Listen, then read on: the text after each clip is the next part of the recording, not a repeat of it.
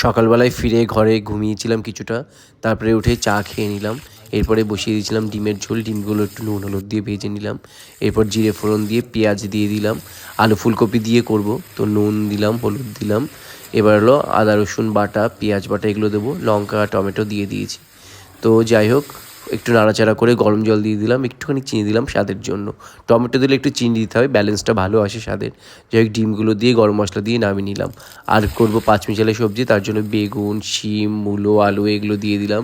একটু আদা গ্রেট করে দিলাম, চিনি দিলাম, একটু জিরের গুঁড়ো আর কাঁচা লঙ্কা দিয়ে দিলাম। নামানোর সময় একটু ধনেপাতা, ব্যাস রেডি।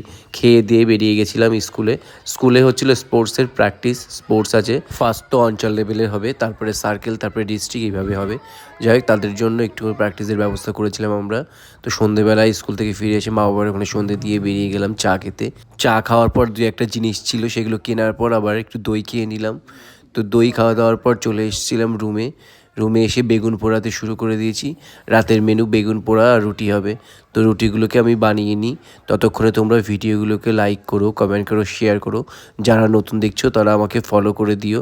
আর ভিডিওগুলো কেমন লাগছে সেটাও জানিও আমাকে। আর বেগুন পোড়া রুটি খেতে কার কার ভাল লাগে সেটাও জানিও। আমার তো ভালোই লাগে। যাই হোক, আজকে এই পর্যন্তই রাখি। দেখা হচ্ছে পরের ভিডিওতে। ততক্ষণের জন্য টাটা।